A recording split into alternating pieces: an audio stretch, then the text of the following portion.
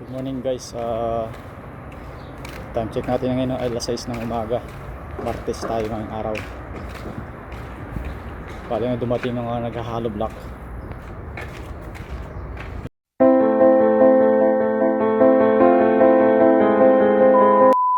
Dito sila mag-uumpisa kasi wala silang scaffolding. Ginamit mo na yung aming scaffolding dito. Yan dito yung yun yung aking ginawang marka. Parang ganun siya yung decor na yun.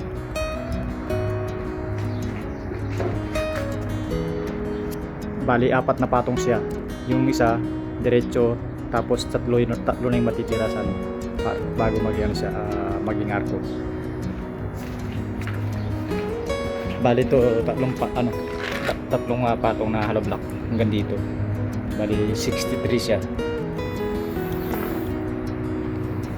63 by 2 meter yung diameter niya. At yung nagpapalitada, ganun din yung tinawag ko po yung niya, yung trata. Same yung kahapon na dumating kasi maganda yung palitada.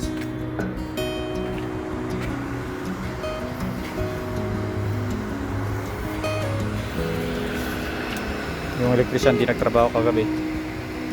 Siguro napagod sa init ng madaling araw siya tumira. Kaya wala siya rin makakasamang gumagawa kaya hindi na siya pumasok. Yan, bali yan, inaakot nila yung mga hollow block mula doon hanggang doon sa dulo. Dito na sila mahihirapan banda kasi mababa to. Mababang area to. Magana sila ng dalawang scaffolding doon. Pati dito dahil scaffolding, tapos maglalagay sila ng tuntungan ng kahoy. Pati dito. Dito wala sila masyadong problema dito kasi mababa lang to. 3 meter lang to. Ito nasa 4 meter. 4 meter tapos 1 meter pataas.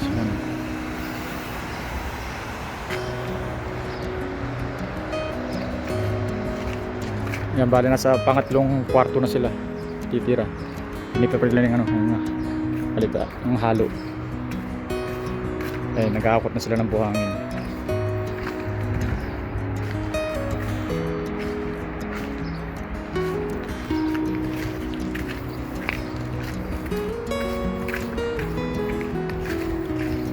Kahapon yun, kabero hindi siya nagtrabaho rito, tsaka gabi hindi. Dahil may ginawa silang sa bahay ng boss ko. Doon sila gumawa.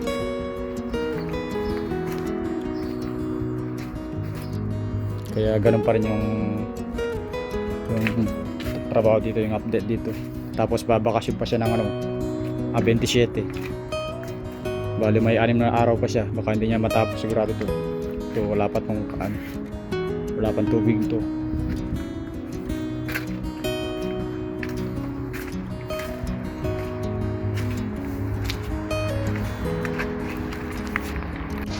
So bali yung guys, nakakaisang pasok pa lang sila. Yung scaffolding medyo mababa. Kailangan taasan ng konti. Kasi apat na patong yun, baka mahirapan sa pagano. Pero depende sa kanila kung halimbawa kung kaya nilang ilagay. Kaya nandito ko sa taas para maano kagad, para maiwasan yung pagkakamali. Makaisa lang sila pagkatapos okay lang, para alam nila yung susunod. Sukat lang nagkakatalo pero pare-pares lang yung design. Yung tulad doon sa dulo ngayon.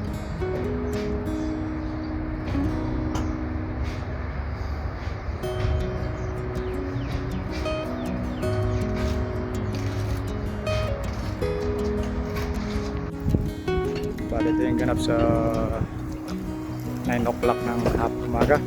Yan, pinatutubigan ko to kasi yung simento na sinabuyan medyo powder para tumigas. Yan, pinababasa ko. Tapos ito nakapag nakaysa ng hollow block.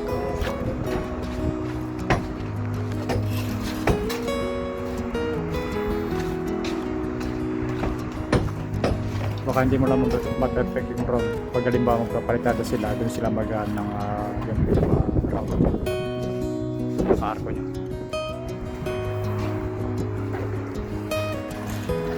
Medyo malakas yung hangin sa taas at kabok. Ayun.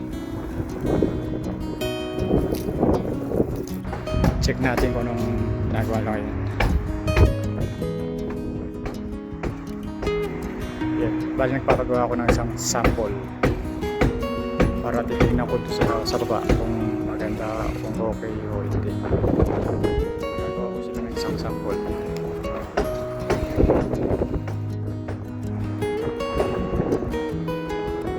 May plan dito, baka mabali yung plywood, yung MDF lang yan.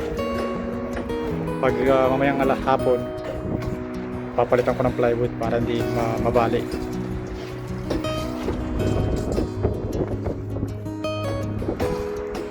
So yun guys, dito ako sa baba. Ayun siya. Hindi makikita. Yan ang pinaka-sample. Bali dito, 6 siya rito. 5 siya rito. Dito 6 na piraso doon ganyan dito. Doon sa kabila, siyam. Ayos na. Medyo ano na. Para sa akin maganda na to. Awing siya sa sa tower doon sa taas. Doon sa taas. Kasi yun maliit na ano lang yung area. Dito malaking area. Kailangan medyo malaki siya. Para ano siya yung maganda yung tignan. Proportion yung tignan. Kasi malaki yung building na doon. Yung lapad dito malaki. Kaya medyo malaki yung ano yun. Hindi siya dapat na kapares sa dati. Okay na to. You know, update tayo nga dito sa taas. Bali 11 ng tanghali. Makikita mo sa baba, ang gandang tignan. Buti yung makita ka dito para matignan yun dito. Medyo nagkamali sila rito kaya pinapaklas ko ulit yung dalawang hollow block. Para kung halimbawa, ito kasi nilalagyan pa ng isa dito, medyo lalayo na yung decor. Kasi pag pinutol mo ito hanggang dito, pare sa sukat yan. Ito magmula hanggang dun 130 cm. Ito 2 meter cm. Ito 130 cm. Kaya makikita mo sa baba at saka sa malayo, pantay siyang lahat. Hindi siya malaki, hindi siya maliit. Medyo matagal ang trabaho na ba? Pero mas maganda para natitignan yung trabaho nila. Kaya nagmadali ako pumunta sa taas para ma-check ko.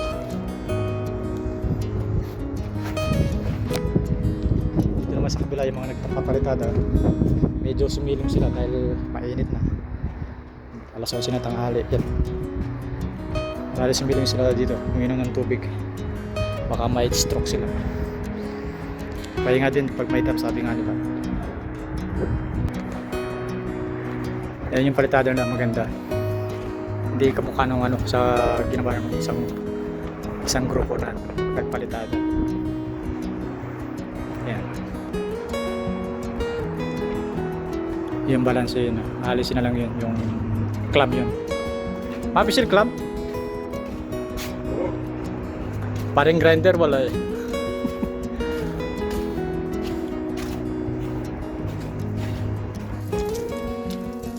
Yan, bala yan patuloy yung paglalagay ng tubig. Pati yung buhangin, pinalagay mo ng tubig yun nandun. Dahil malakas yung hangin, tinatangay ng hangin.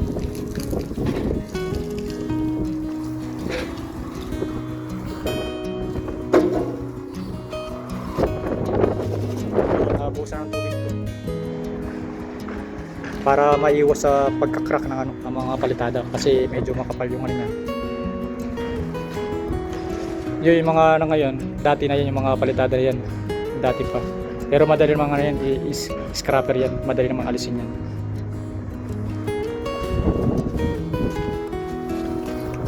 Pati ito nalagyan na ng tubig. Ito malakas yung hangin sa taas. Kaya ito, pinalagyan ko ng tubig.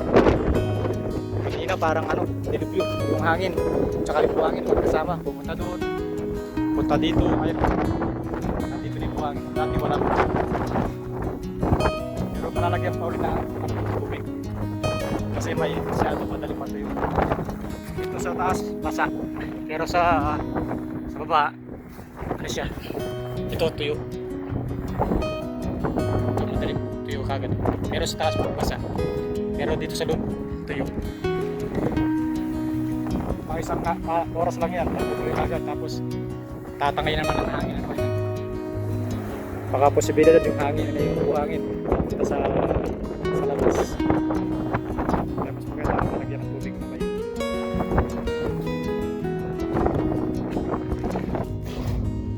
Ang init.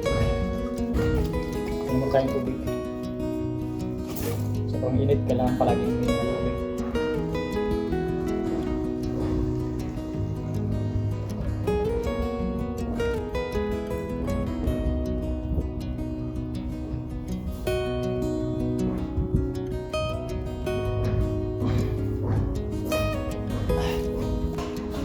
Pahinga muna tayo guys, mainit, hindi natin kaya.